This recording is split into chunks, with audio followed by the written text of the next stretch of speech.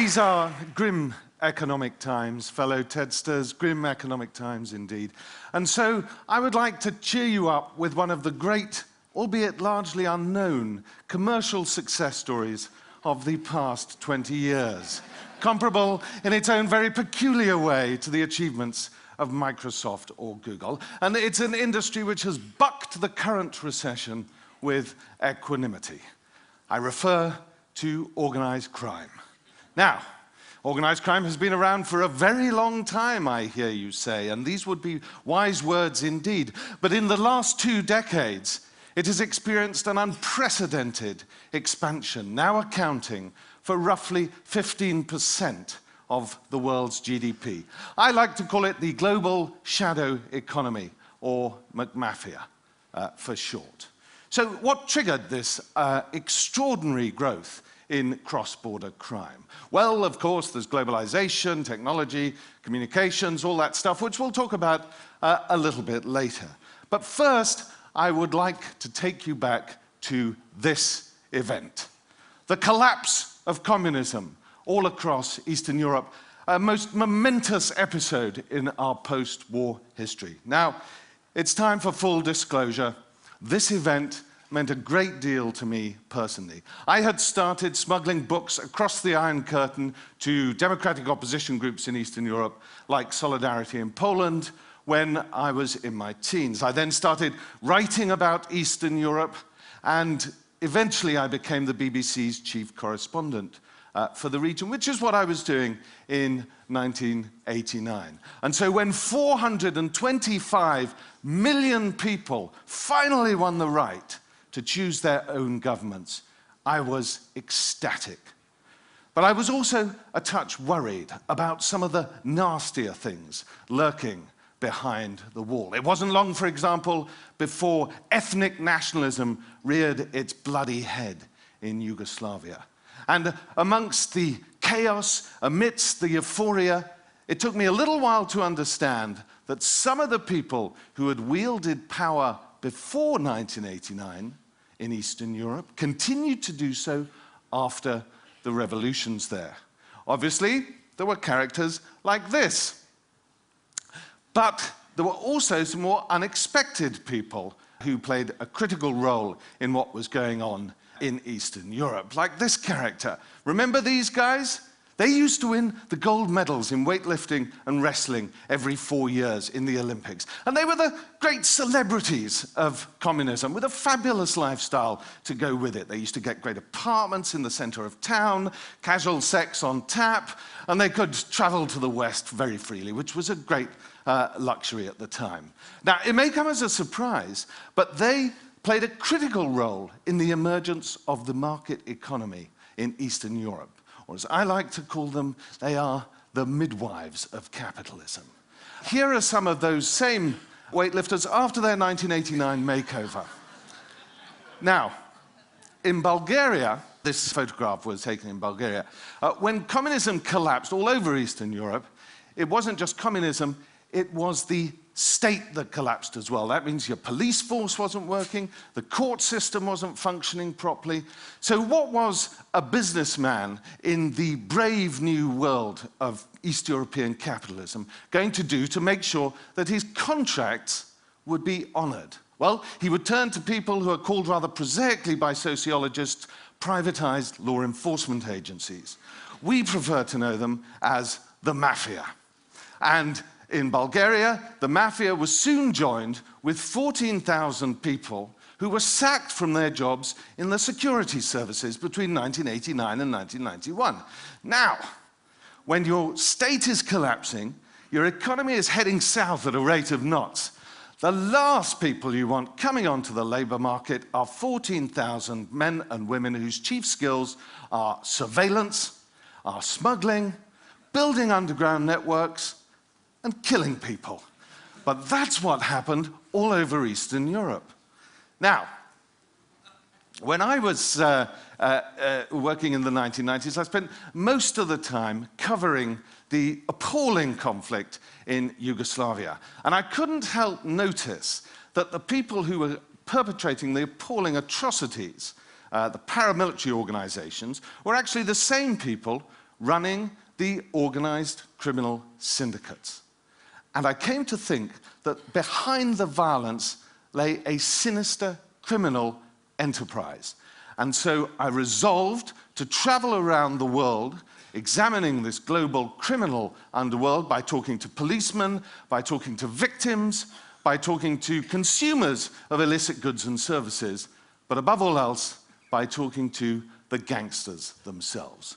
And the Balkans was a fabulous place to start. Why? Well, of course, there was the issue of law and order collapsing, but also, as they say in the retail trade, it's location, location, location. And what I noticed at the beginning of my research, that the Balkans had turned into a vast transit zone for illicit goods and services coming from all over the world. Heroin, cocaine, women being trafficked into prostitution, and precious minerals. And where were they heading? The European Union, which by now was beginning to reap the benefits of globalization, transforming it into the most affluent consumer market in history, eventually comprising some 500 million people. And a significant minority of those 500 million people like to spend some of their leisure time and spare cash sleeping with prostitutes, sticking 50-euro notes up their nose, and employing illegal migrant labor. Now, organized crime in a globalizing world operates in the same way as any other business. It has zones of production, like Afghanistan and Colombia. It has zones of distribution, like Mexico and the Balkans. And then, of course, it has zones of consumption, like the European Union, Japan, and of course, the United States. The zones of production and distribution tend to lie in the developing world, and they are often threatened by appalling violence and bloodshed. Take Mexico, for example. 6,000 people killed there in the last 18 months as a direct consequence of the cocaine trade. But what about the Democratic Republic of Congo? Since 1998, 5 million people have died there. It's not a conflict you read about much in the newspapers, but it's the biggest conflict on this planet since the Second World War. And why is it? Because mafias from all around the world cooperate with local paramilitaries in order to seize the supplies of the rich mineral resources of the region. In the year 2000, 80% of the world's coltan was sourced to the killing fields of the Eastern Democratic Republic of Congo. Now, coltan you will find in almost every mobile phone, almost every laptop, and games console. The Congolese warlords were selling this stuff to the mafia in exchange for weapons, and the mafia would then sell it on to Western markets. And it is this Western desire to consume that is the primary driver of international organized crime. Now, let me show you some of my friends in action, caught conveniently on film by the Italian police, and smuggling duty-not-paid cigarettes. Now, cigarettes at the factory gate are very cheap. The European Union then imposes the highest taxes on them in the world, so if you can smuggle them into the EU, there are very handsome profits to be made.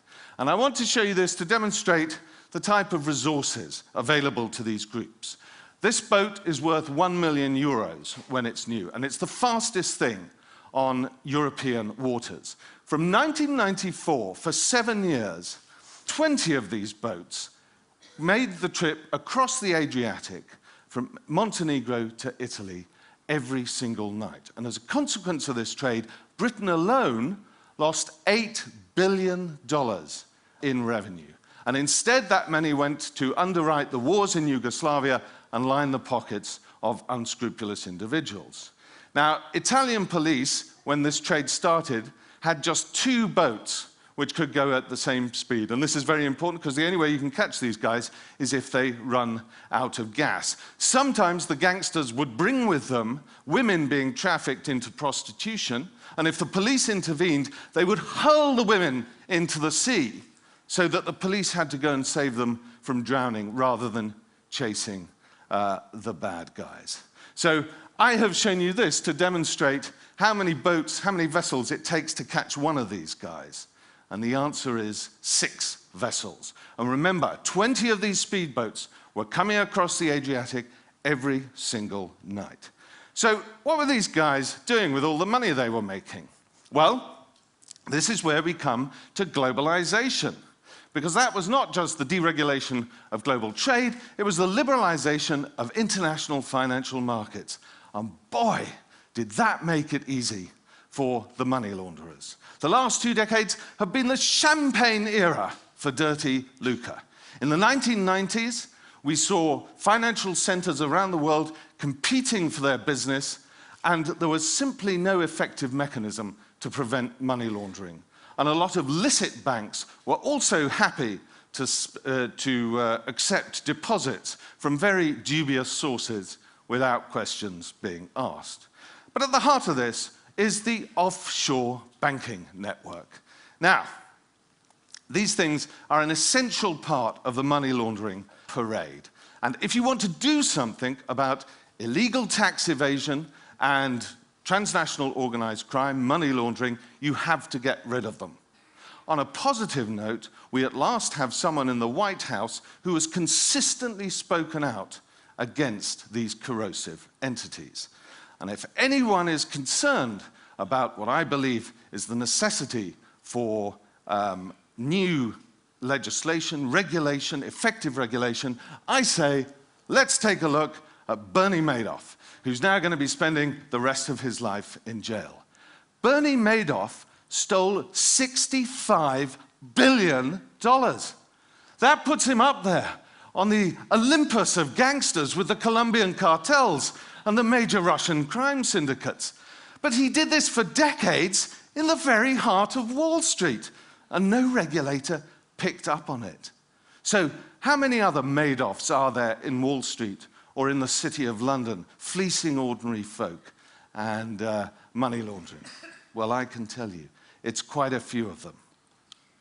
Let me go on to the 101 of international organized crime now, and that is narcotics. Our second marijuana farm photograph for the morning. This one, however, is in central British Columbia, where I photographed it. It's one of the tens of thousands of mum and pup grow-ops in BC, which ensure that over 5% of the province's GDP is accounted for by this trade. Now, I was taken by Inspector Brian Cantera of the Royal Canadian Mounted Police to a cavernous warehouse east of Vancouver to see some of the goods which are regularly confiscated by the RCMP from the smugglers who are sending it, of course, down south to the United States, where there is an insatiable market for BC bud, as it's called, in part because it's marketed as organic, which of course goes down very well in California. Now, even by the police's admission, this makes not a dent in the profits, really, of the major exporters. Since the beginning of globalization, the global narcotics market has expanded enormously. There has, however, been no concomitant increase in the resources available to police forces. This, however, may all be about to change, because something very strange is going on. The United Nations recognized earlier this, it was last month actually, that Canada has become a key area of distribution and production of ecstasy and other synthetic drugs. Interestingly, the market share of heroin and cocaine is going down because the pills are getting ever better at reproducing their highs. Now, that is a game changer because it shifts production away from the developing world and into the Western world. And when that happens, it is a trend which is set to overwhelm our policing capacity in the West. The drugs policy which we've had in place for 40 years is long overdue for a very serious rethink, in my opinion. Now, the recession. Well, organized crime has already adapted very well to the recession. Not surprising, the most opportunistic industry in the whole world, and it has no rules to its regulatory system. except, of course, it has two business risks: arrest by law enforcement, which is frankly the least of their worries, and competition from other groups, i.e. a bullet in the back of their head. What they've done is they've shifted their operations. People don't smoke as much dope or visit prostitutes quite so frequently during a recession. And so instead, they have invaded financial and corporate crime in a big way, but above all, two sectors, and that is counterfeit goods and cybercrime. And it's been terribly successful. I would like to introduce you to Mr. Pringle, or perhaps I should say, more accurately, Senor Pringle. I was introduced to this bit of kit by a Brazilian cybercriminal. We sat in a car on the Avenue Paulista in São Paulo together, hooked it up to my laptop, and within about 5 minutes, he had penetrated the computer security system of a major Brazilian bank. It's really not that difficult. And it's actually much easier because the fascinating thing about cybercrime is that it's not so much the technology. The key to cybercrime is what we call social engineering, or to use the technical term for it, there's one born every minute. You would not believe how easy it is to persuade people to do things with their computers which are objectively not in their interests. And it was very soon when the cybercriminals learned that the quickest way to do this, of course, the quickest way to a person's wallet is through the promise of sex and love. I expect some of you remember the I Love You virus, one of the very great worldwide viruses that came on. Now, I was very fortunate when the I Love You virus came out because the first person I received it from was an ex-girlfriend of mine. Now, she harbored all sorts of sentiments and emotions towards me at the time, but love was not amongst them. And so, as soon as I saw this drop into my inbox, I dispatched it hastily to the recycle bin and spared myself a very nasty infection. So, cybercrime, do watch out for it. One thing we do know that the internet is doing is the internet is assisting these guys. These are mosquitoes who carry the malarial parasite which infests our blood when the mozzie has had a free meal at our expense. Now, artesunate is a very effective drug at destroying the parasite in the early days of infection. But over the past year or so, researchers in Cambodia have discovered that what's happening is the malarial parasite is developing a resistance. And they fear the reason why it's developing a resistance is because Cambodians can't afford the drugs on the commercial market, and so they buy it from the internet.